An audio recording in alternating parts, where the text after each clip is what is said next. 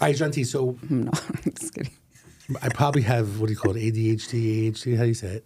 ADHD. ADHD, You do? right? I probably do because in most of the times on the podcast, Yeah. when I would ask you questions, I'm busy with the phone or it was live. So Yeah. I don't think I really truly focused on what you were saying the one time we talked about real estate.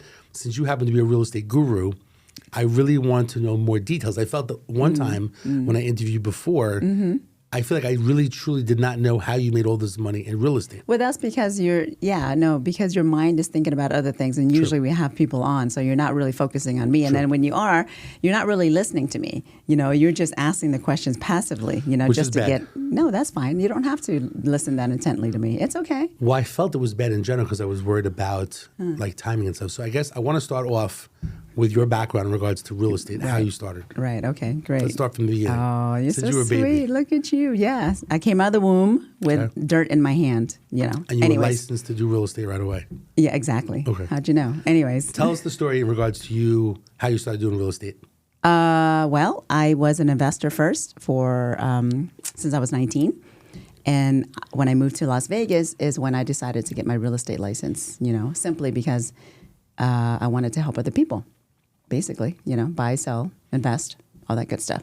And most people at the age of 19, which if I went back in time, I would tap myself on the shoulder and say, hey, you need to learn real estate. Yeah. When you say investing, like who taught you about investing? Because for me, I went to some seminars, but I didn't go to real estate seminars at the age of 18 or 19. Right. I actually went to self-improvement seminars. So Okay. how'd you learn about investing at the age of 19? Well, same thing as you did. You know, you wanted to improve yourself, right? So my mother taught me at a very young age to be self-sufficient, to be strong, you know, to go after what you want. And real estate was one of those things because my mother was also an entrepreneur. You know, she did a lot of business deals and stuff like that. So, you know, at a very young age, about 17 is when I said, you know what, I know that I will never want to rent, or at least not rent for very long, right?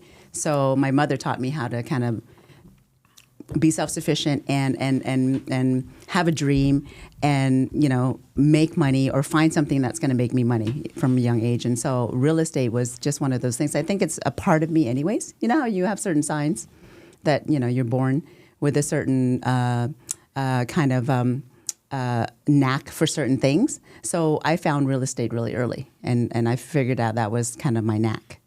Is it because that you saw your mom paying rent and you're like, No, we own homes. Yeah, okay, but yeah. at that age, Yeah.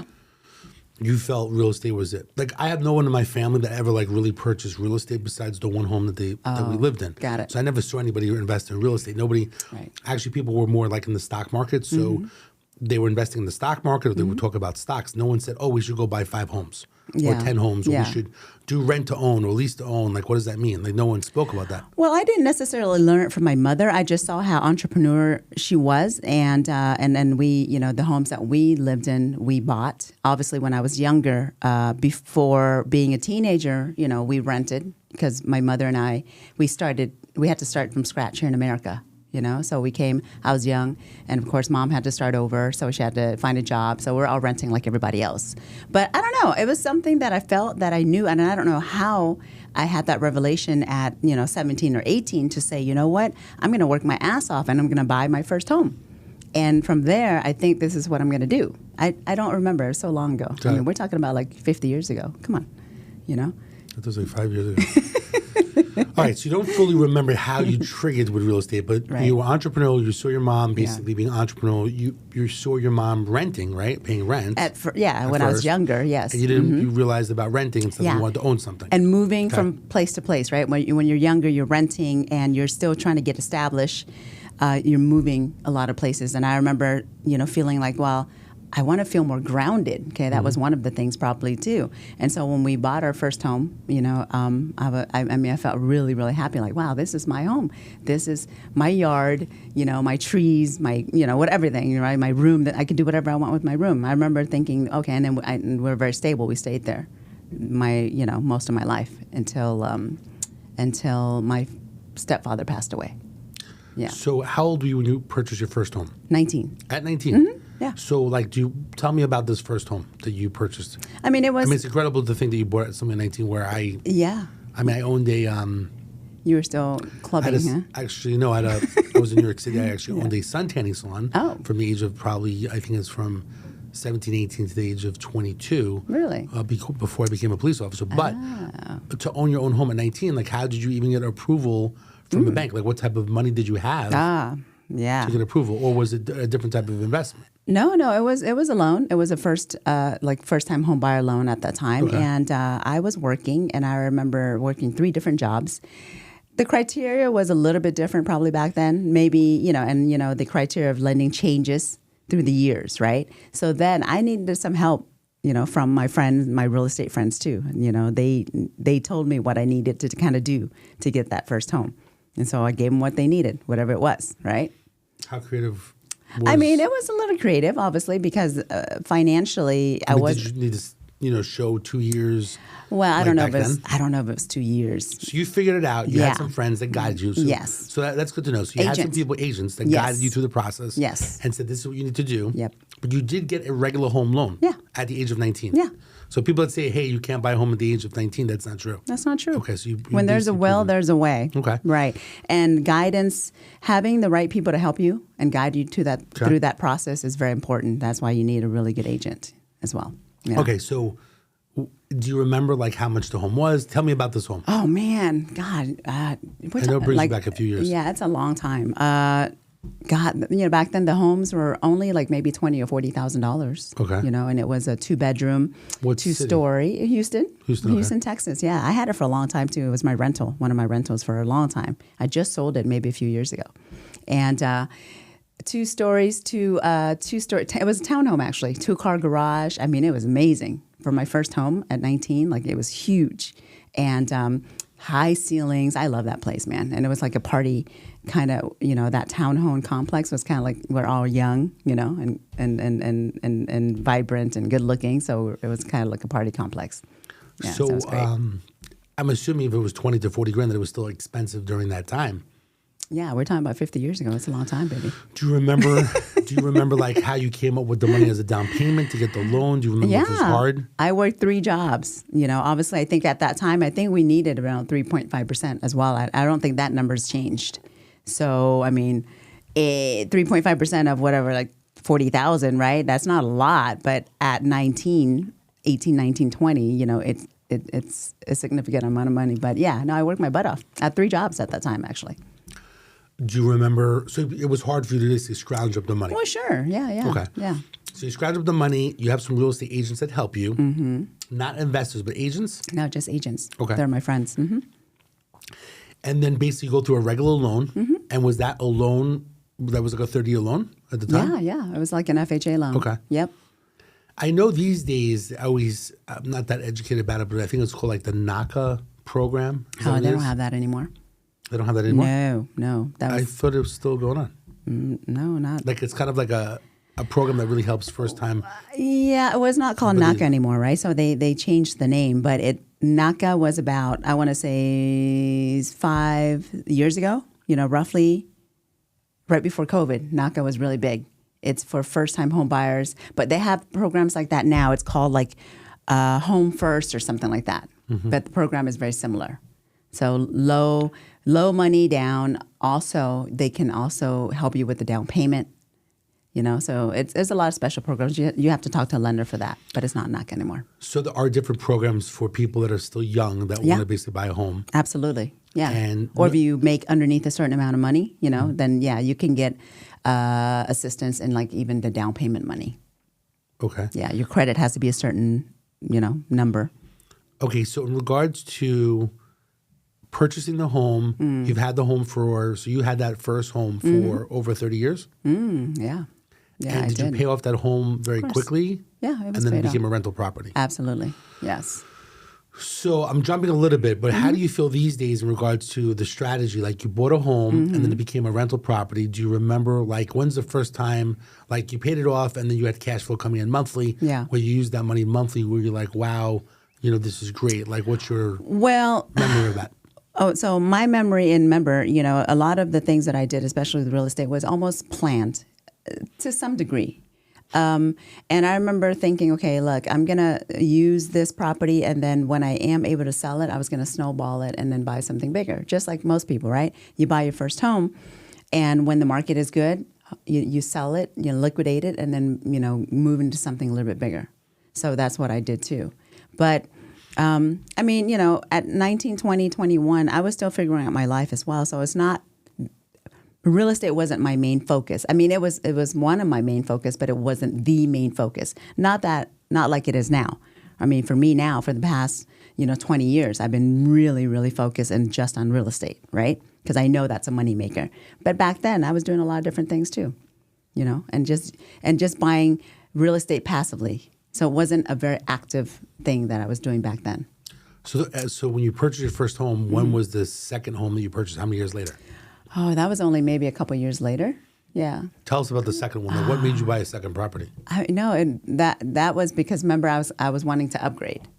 So actually, but what I bought in the same complex, because now, having my experience with the first property and going, oh look, and knowing a little more about real estate at that time. So I was working other jobs, obviously, saving the money to buy the second one. And I remember thinking, oh, you know what? This would be kind of cool if I actually owned several units in one place, right? And be a landlord kind of thing.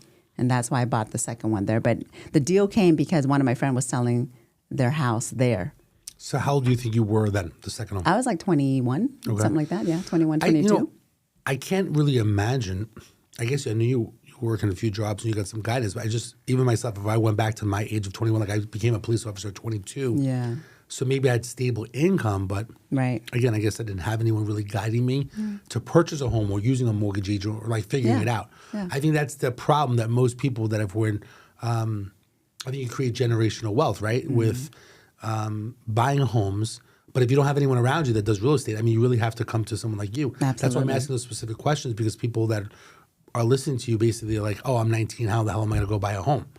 It's just having the desire to want to do something with your life, really, and everyone matures differently. I'm sure when you were, 19, 20, your maturity level wasn't where I was at 19, 20, because we women, we mature faster.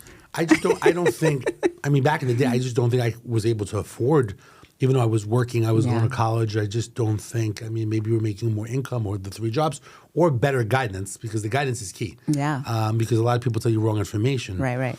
Well, I was a stripper at that time too, so I made a lot of money. I guess the question is years ago. At that age, though. At that age, you have to show that income, right? Whether it's on the books or not. Yeah, but back then, man, the loans were different. It's not, remember before the crash, like you can get a loan if you just had a name. Come on, they didn't even require Social Security almost, It's like, oh, what's your name? Okay, great.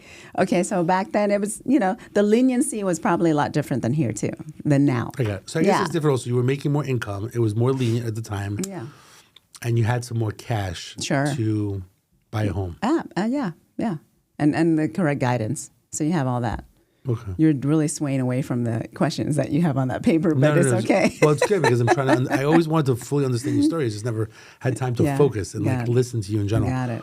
Okay, so second home, you buy the second home, same community. Yeah.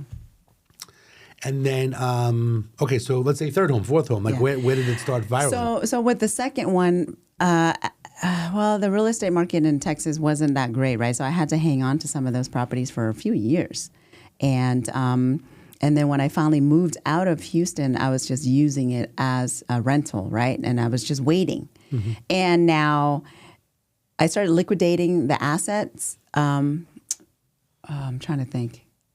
So, no, I didn't liquidate in Houston yet. I only started doing more investments when I actually moved here to Vegas. Okay. Because I lived in New York City too. And New York City was so expensive. There's no way I could have done any flips even at that time. Okay, so let's say in Texas, how many homes do you say you purchased yourself as an investor? 5, 6. Okay, 5, 6 homes. Mm. So you go to New York City. Yes. So the 5, 6 homes are all investment properties. Yeah. Making money, buying it, 30-year loan. No. No, this is in total, obviously, because I went back to Texas. So I left Texas and went to New York City. Okay, but I was still in... But 5, 6 homes before you go to New York. Yeah. But when you buy those homes, we're trying to understand the story, is that you use a regular conventional loan. No. Some I had cash.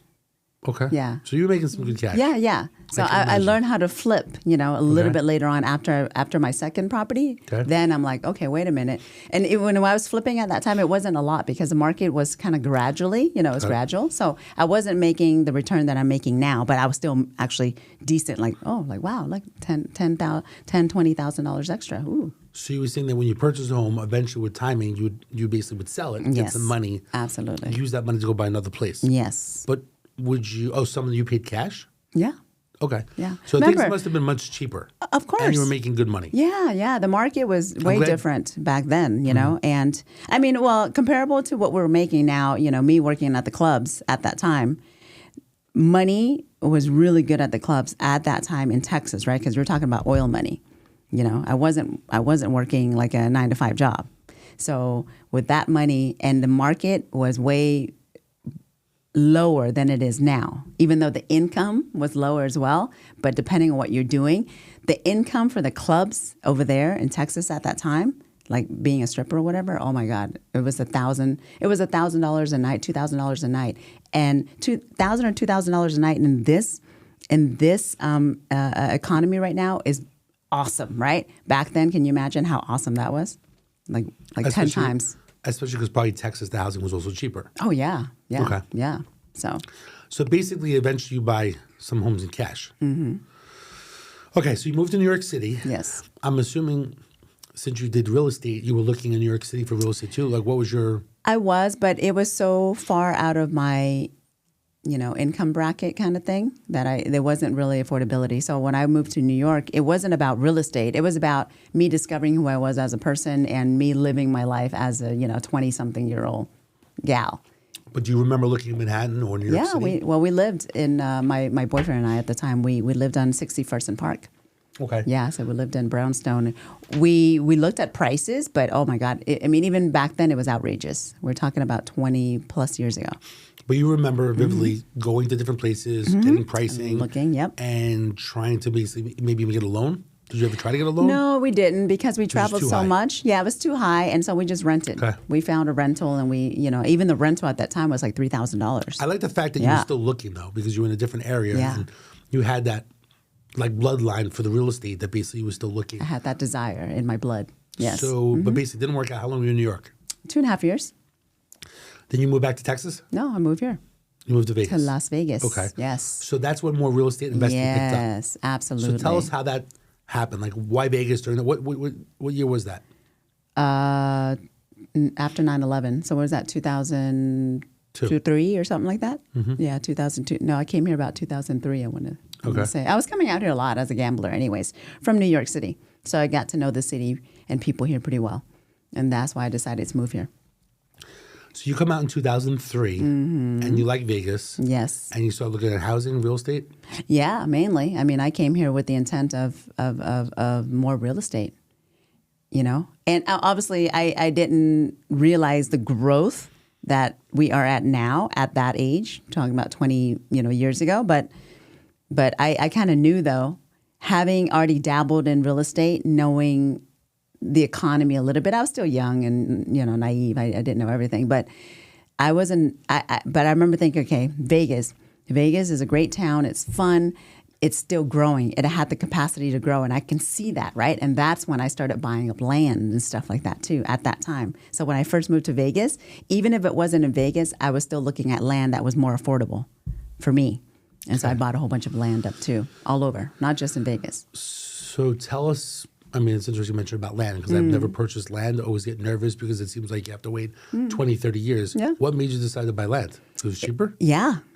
I was able to get like parcels, like, whatever, 40 acres, 60 acres, 80 acres for affordable prices. In Vegas at the or time. Pahrump? It was Pahrump, Vegas, and Arizona, and Texas even. And how would you find these pieces of land? I just, I don't know, just reached I out mean, the internet to was resources. The internet was working. Okay. The internet was working. Not at the capacity that we're using it now. But I had to work harder to find these lands. But I did, or I would see advertising for whatever, and I would call and go, "Hey, what's up?" Speaking of which, I still have a land guy that just messaged me the other day, and I bought a whole bunch of land from him. And I mean, he's already out of the business now, but he was my land guy His name was the land guy. So I would call him, hey, what you got? Where's it at? So it's good to have those connections. The first piece of land, tell us about that.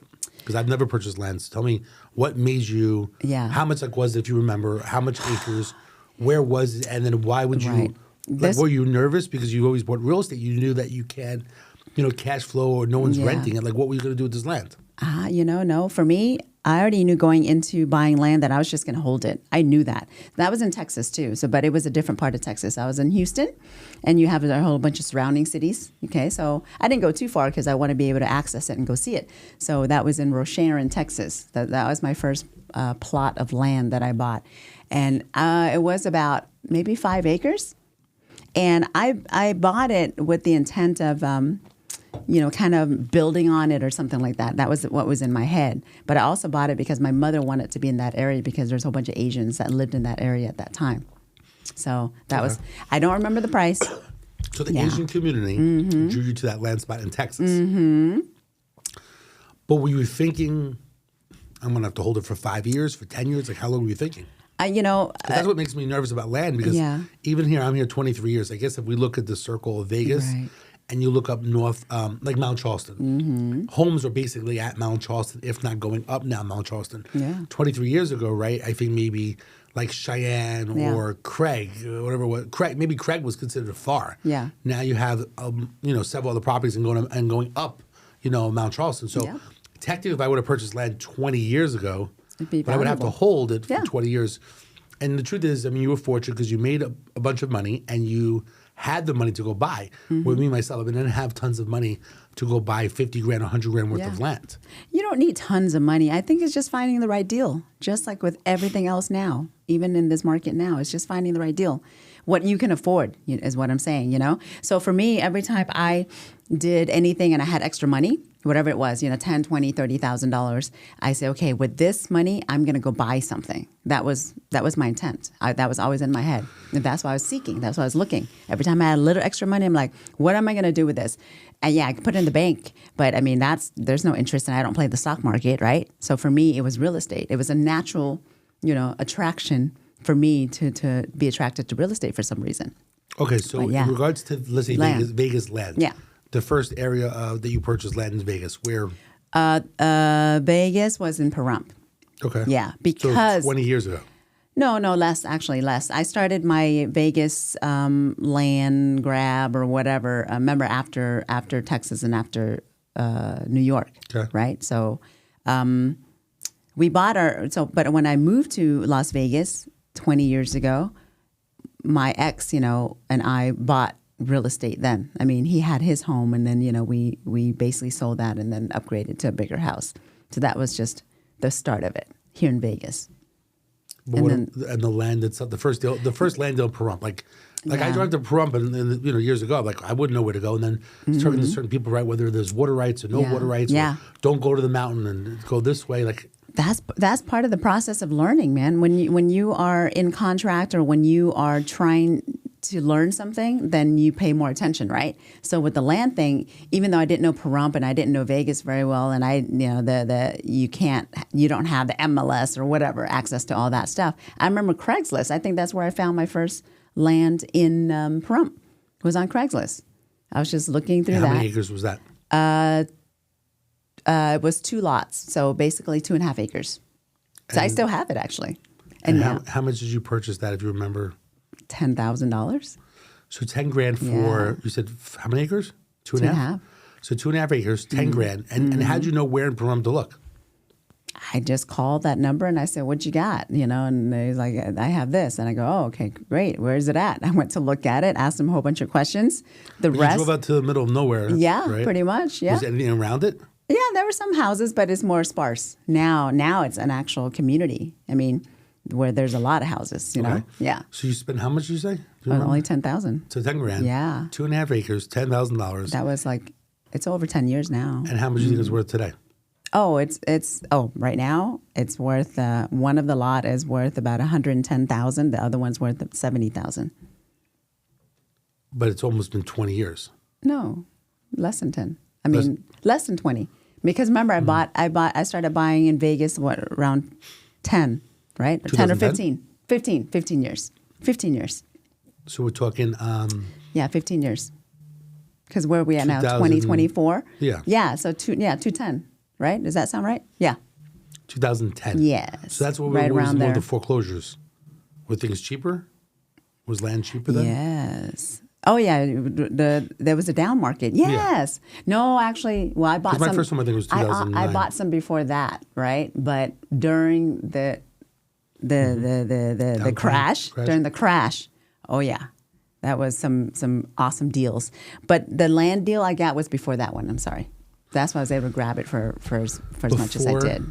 Yeah, but it was before the crash. Got it. Yeah. Okay, so before the market went up. Did you know that the market? I forgot what year it was, but it was like it was affordable, and then boom, it went right, and everyone's like camping out in front of houses and la la la la, and then all of a sudden, boom, right?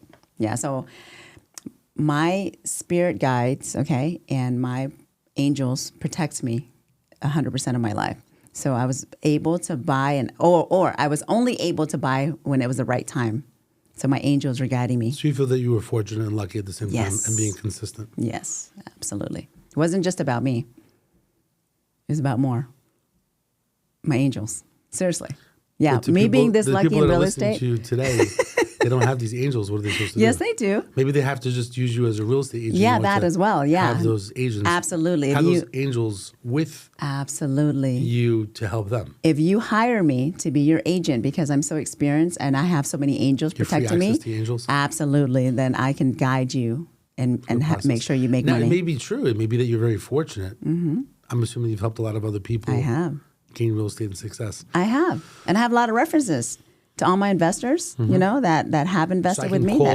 So anyone can, you have a list? Yeah, of course I do. So you have a list of people I can call and say, hey, how is John T? Did she make you a lot of money? Absolutely. I actually know what I like to do is I like to call that list in the future. We're going to call on speakerphone here while we're doing the podcast. Okay. And say, I'm here with John T. Can you tell us what makes John T so special? And we'll go down the list of people. Oh, that'd be amazing. That'd be a great call them show. random. We can't tell them. Yeah, but you're going to have to tell them something to respect the call, or else what if they're busy, they can't answer the phone call. So we'll text them and say, we'll have a podcast and we're just calling. Yeah. And we'll ask them why they feel that you were so amazing. Absolutely. And how you created wealth for them. Sure. I do like that. I do have a list.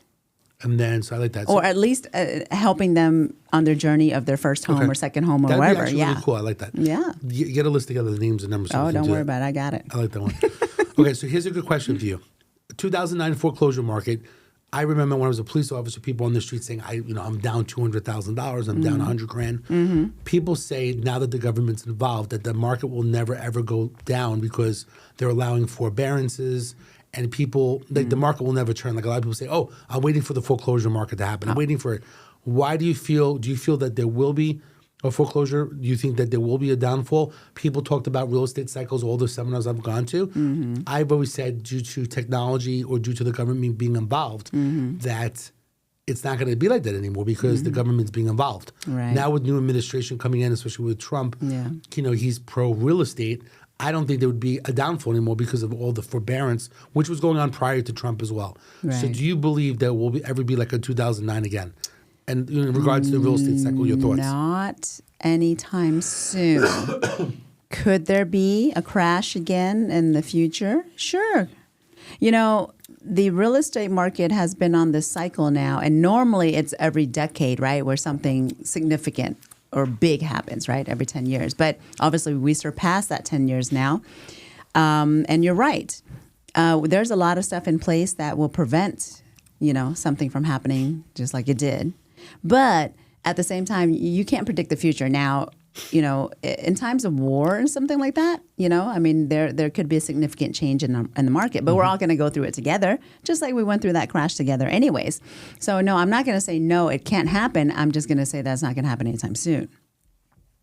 They normally used to say, I think the real estate cycle, I'm about to say 8 years, but I think it's like 10. 6 to 12.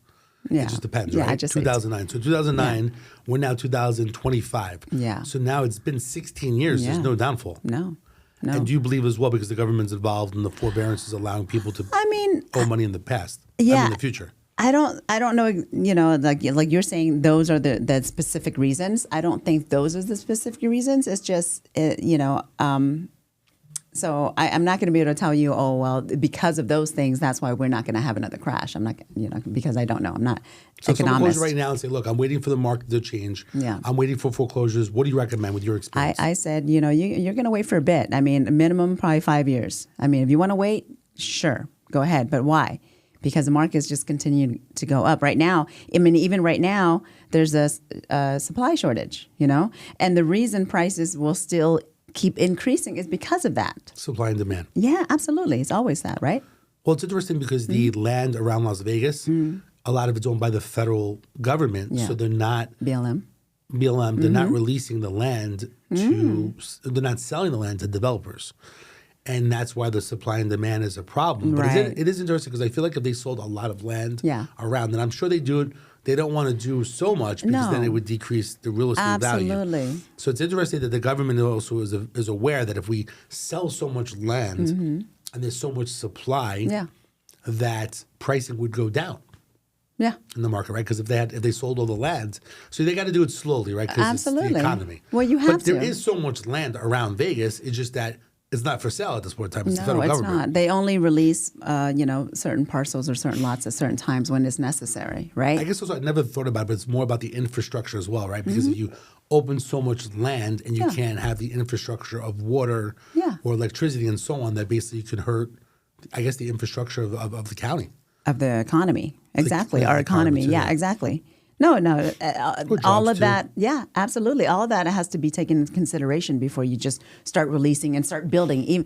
Even with buildings, right? They still need a year to 3 years basically for build. Yeah, and I think that's a good thing. You don't want to just, oh yeah, go ahead, build.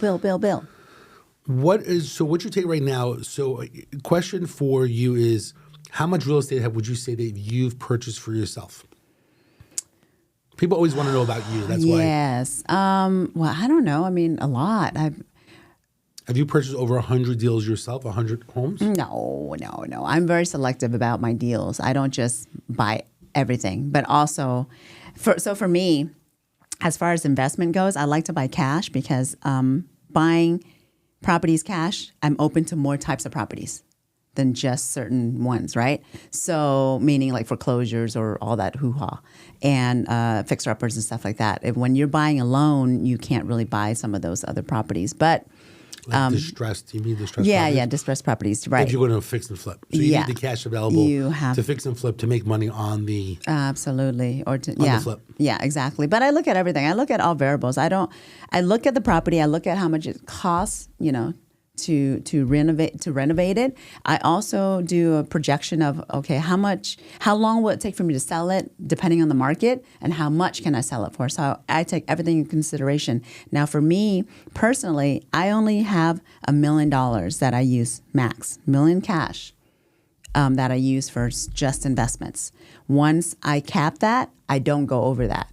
Like I'm not trying to go get another million to buy something else. Even if I see a smoking deal, I won't go, oh, I'm going to go borrow some more money. No. I have my, I'm very, what do you call it?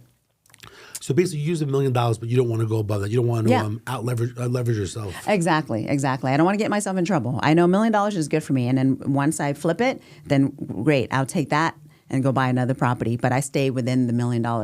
Now, if I have other deals that I find, which I do find some deals on occasion, it's hard in this market, but I would just call some of my investors or some of my friends that have invested with me before and say, hey, I have this deal. Do you want in? Right? When you say one in regards to when you call your investors or Yeah. people that are buyers, like a buyer list, right? Buyer plus client list. Yeah, it's my Is it client. short term? Yeah, short term, So you're usually. saying, hey, I got a good Yeah. deal. You want in? Yeah, do you want in? But I have a very small list, less than five people. But basically, so you're acting as the realtor, but you're giving some real estate investor guidance, right? Because you think why it's a good property. Right. They're going to ask you why, and they may ask you, how long do you think I may have to hold on to it, right? Absolutely. I give them all that. You give them all the information. I give them all the But basically, information. you give your opinion of why it would be a good investment. Yes. And how long you may have to hold it. Absolutely. And on occasion, if I am to go over my $1 million, investment, then I'll bring him in for this deal because it's a smoking deal, and I say, "Okay, great, we'll become partners." But so I'll describe everything like, okay, I need you to come in for this amount, we're going to split this amount, stuff like that. How does that work in regards? That's I never understood that with you in general. So you have an investor that will come in, help out on the deal. You think it's a good deal, and you partner together. Yeah. How does that look? How does that partnership look? Okay, so I know it could change. It could be different. Sure. But I never understood how it depends on each person. Like I said, I have a very small investor list that I consider my partners that I would even bring into a deal. You know, like I said, just a handful maybe. Well, I'll say, hey, I have this property. I think it's a great deal. This is what we can get. This is how much it's going to cost through the whole numbers, right? And I said, well, I maxed at my $1 million investment, of my own money. I go, that's the only reason I'm asking you to come in on this deal. Because normally I wouldn't even need you, right? So are you interested in making some money? And this is how much, the projection of how much money you're going to make after I sell it within 3 to 6 months, right? And then I say, okay, I'm going to need you to come in for this amount of money. Say, for example, whatever, 200,000, 500,000, whatever it is, okay? And out of that, I'm going to do all these things for you as an agent, as your partner too. I take care of everything. I do the renovations. I get all my crew. Everything, A to Z. They do nothing but put the money in, right? And then once everything is sold, okay, here it is. Here's your part. For the breakdown of everything that all the expenses. So what percentage do they get? Like, how do you split it? Oh, usually it's, and 50-50? I mean, yeah, usually 50-50 because remember, I'm doing all the work. Okay. I'm bringing them in the deal that I found as well. Yeah. So basically, they put up the money, you do all the sweat equity. Yes. And then it's 50-50. And then the fee that basically you charge as a real estate agent. Yeah. Is it different for those deals? It's different for those deals. On occasion, I'll just do a split, whatever the fee we agree on. Okay, the equal split, whatever. Sometimes I'll do a lesser split, but for real estate fee is separate, kind of something like that. So every deal is different. What about taking the real estate commission and just applying it towards the deal? Yeah, sometimes I do that too, but sometimes it's separate. Yeah. What would make that separate? To get into your mind a little bit. It just depends. It just depends on the person. It depends on how much money. Got it. Mm-hmm. Yeah, but sometimes it's easier for me to just do that equal split. Like this is my sweat equity. This is your money. Yeah, it is cleaner. Okay. Yeah. In today's market right now, what would you recommend? Someone comes to you right now, want to invest in Vegas market because right now, would you say it's a seller's market? Yes, it's a seller's market because we're only at about 3 months supply, right? Remember, a normal supply, like an even supply would be 4 to 6 months or more towards 6 months, right? We're only half that. And because of that, we're in a seller's market. Now, the last 3 to 6 months before the election, people are hanging on to the properties. We're sitting on the market a little bit longer because people are waiting it out, right? They weren't sure. Yeah. They're waiting to see what's going to happen with the election, which, I have to say the president doesn't stipulate the market. So that should never be a reason why you're waiting. But also B, the interest rates were a little bit higher. So people are hoping that it was going to drop. Now I tell people, look, 3-4%, 2-3-4%, that's not going to really happen again. It could, but that was a fluke, right? So I was advising all my buyers, look, just buy. The 3 to 6 months ago was a good time to buy because property was sitting on the market because everyone just didn't know what was going to happen. Even though it was a seller's market still, buyer had a little bit of an advantage. Now, though, not anymore. Right now, starting January 2025, the market has changed again. It's funny how it changes. Only 6 months. And I tell people that. I said the market. And sellers are very cocky these days, right? They want the list price. They don't want to give any money towards the. Oh, not right now. Not right now in January because now we are starting to see multiple offers again. A few of my friends that have listings already, yes, 2-3 offers. Maybe not 10 or 20 offers like a few years back, but 3-4 offers. So it's still a good time to buy though. So what's your strategy? I come to you. Let's just say I'm a first-time home buyer, right? Right.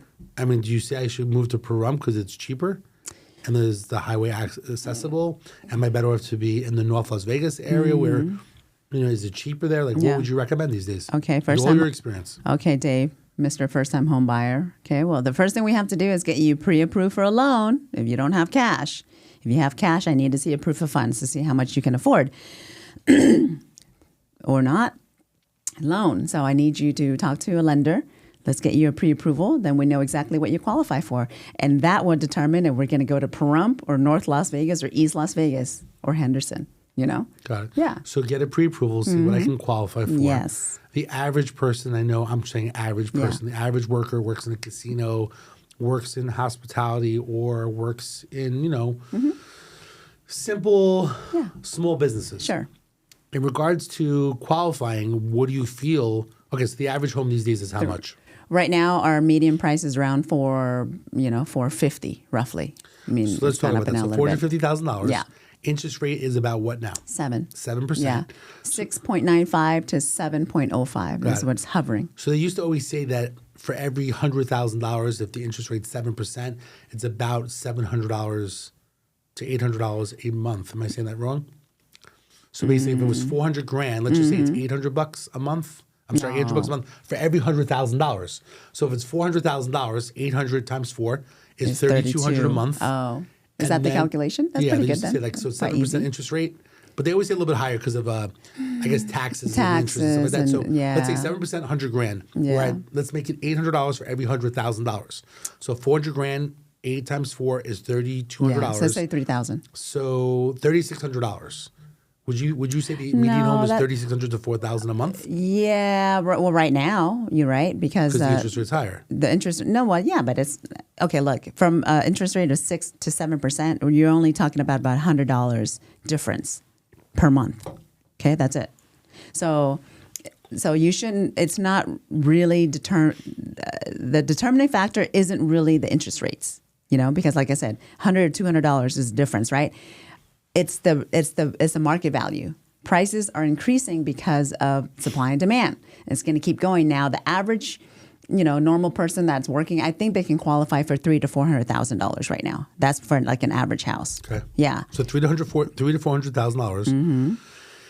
Interest rate 7% average. Yeah. They're looking about three grand. And roughly. then what happens? I know that the rates are low if you buy new homes, but are the homes basically more expensive than new homes? Plus, you have to wait. Right. Okay. So Tell us about like the new homes and why the interest rates are so much lower with the new homes. Well, okay. So new homes, the builder has their, the builder is the lender, so they can give you these incentives. So new homes used to be more expensive than resale, right? But now they've gotten smarter. So the last couple of years, they're like, oh, we're going to make it competitive now. So now they become more competitive and they're giving incentives and stuff like that. But the builders, they just kind of go with the flow sometimes, Because I've heard like interest rates are about 4% with a new home builder because they're helping buy down the rate. They're giving money back from the sale of the real estate and they're putting that money towards 4 to 5%. But also, if you have a good lender, like Rose, for example, right? Her rates right now are at around 5%. But remember, it depends on the buyer's criteria. It depends on what you have going on credits. Debt to income ratio. And absolutely. Stuff like that. It depends on all that. It's not just what the feds are putting out there. Got it. So the first thing is anyone that wants to buy pre-qualification. You work with several different mortgage agents to basically help them depending upon their background and so on. Absolutely. So that's good to know. Yes. And then in regards to investments, you can find some deals. And if someone wanted to partner with you, you actually would accept partners with people if the right deal comes up. And then basically you can kind of share the deal with them to see if they want to partner with you. Absolutely, yes. Now, I'm not open to too many partners, so you have to get to know me for me to really partner together, work together, because to feel comfortable. Absolutely, because I need to trust you, and I need you to trust me 100% too. Okay. Yeah. Question for you in regards to some of the billboard realtors that are basically out there where they say list your home for 0%, list your home for 1%. What's your take on this? What's the story with that? Because you always see the list 1%. Have you seen that lately? You see a little asterisk. I haven't seen that lately. Yeah, they're out there. That's what I was curious. I mean, why use you and the whole commission thing? Right. People may not know how that works, but what does that mean? The list 1%? How does that work? I don't know, honestly. You're going to have to ask that agent, which I know you know him, but I don't think it's correct advertising sometimes. Okay. I don't know. I haven't really spoken, to those people and gotten the nitty gritty. But speaking to some of my clients that have come to me, that have called them or used them before, there's some hidden stuff, that is not transparent. So don't just go by advertising. Because I think with advertising, people just want you to call them. I mean, I advertise for that purpose. I want you to call me, but I'm not going to misrepresent myself, and lie to you on my advertising, though. I'm For me, it's just, here's a home, if you like it, call me. I can help you find this home or something close. So I'm very transparent in my advertising. So how does it work in regards to the fees these days? Because I see online with social media, people keep talking. I see all these realtors jumping around talking about, commission and stuff like that, which I don't really know why people that are realtors are jumping around talking about the commission in some lawsuit. Tell us real quickly about that. Okay, you know why? Because people don't like change. So when this lawsuit was settled, and this is just last year, November actually is when it was settled, a lot of people have been doing something for so long, the same way, for years and years and years. So a lot of people are very resistant to change. But honestly, a good agent, now everyone's actually getting into the swing of things now. Now this has become the new norm. So it's not outrageous anymore. People aren't like, oh my God, I'm going to die, So everyone is normalizing now. And basically it's the same conversation. I even, in those meetings when that settlement came out and people were just flipping out, I was basically advising everyone like, you know what, your conversations don't have to change with your sellers and your buyers. Granted now it's separate, sellers, agent commission and buyer's agent commission is separate now. It's on two separate documents. It's not on the same one anymore. That's the only difference. Mm-hmm. But your conversation should not have changed. My sellers still know that they have to pay commission if they want to get it sold, at a reasonable amount. But at least now they can negotiate that commission with the buyer's agent. Or with, does it cost? Huh? I'm sorry? If a person wants to deal with you and they want to buy a home. Yeah. Does it cost them money, or what do you do? What's your strategy where it doesn't cost them money out of pocket? Oh, there's some strategies. Remember, it's all negotiations, right? And every single seller and every single buyer is different. So I can't give you a specific strategy that I'll use for this particular transaction as opposed to this one. It's just feeling it out. Just like when you meet people, you don't know, who they are, what their intentions, right? So you have to feel them out. Mm-hmm. And that's the same way with buyer and seller transaction. You just got to get in it and then, but the good thing about it is if you have an experienced agent like myself, then we already know how to navigate it a lot easier than getting stuck at some place, right? I got an interesting question for you where I meet with a lot of realtors these days where it's about public relations marketing. We were doing a little bit of a lunch and learn. And a lot of realtors basically they have a hard time basically getting clients. And it is a business, right, where they're basically trying to do transactions and help people. Yeah. How do you feel these days, the people that you get business in general? Like you've been doing it for a while. Do people just know you? Like how do you actually gain business? I don't see you on a billboard. I don't see you. You don't do radio. You don't really do TV, right? So how is that people know you? Just word of mouth. It's all referrals. I've been in the business now for 30 years. Okay. I've been an agent for almost 20 years. I'm it's just people that know me, that know who I am, trust me, and they refer me. That's mainly it. I mean, the only thing that I've advertised with has been my business card and, a little bit on the podcast here, but that's really it. I mean, you've just been doing it for a long time. People know you. Yeah. People like you. They trust you. And they basically use you. Absolutely. Yeah. Is there anything else that you want to share? Anything in regards to the market, the conditions, anything that you want to share as we kind of wrap up? Well, buyers, if you don't wait, okay? So for me as a buyer, as an investor myself, don't wait. I always advise people, if you can afford your first home, do it.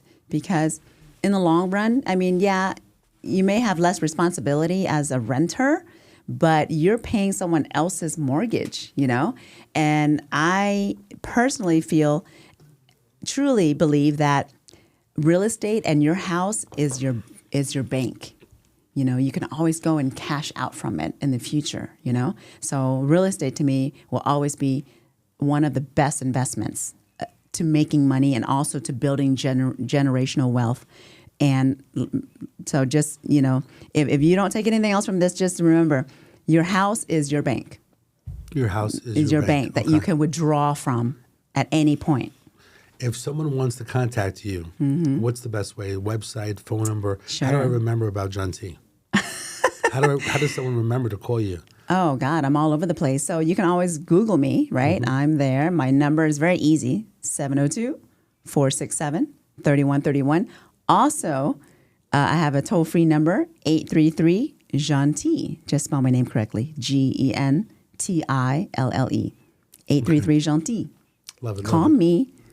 Call me Gentil. All right, Gentil. I appreciate you sharing your wisdom and experience. And then if anyone's basically interested to get with you in regards to investment or buying first-time homes, stuff like that, I guess you'll take them through the process and help them. Yes. Buyers, sellers, even rentals. I help you with rentals too and investments. So all of it. All of the above. Awesome. Well, thanks so much for sharing your wisdom today your experience over the years. Even though you look 28, you're talking about you doing this for 30 years. So anyway, I appreciate your time. Thanks so much. And if anybody's interested in calling you, please reach out to John T. Yes. Thanks so much. Okay, thanks.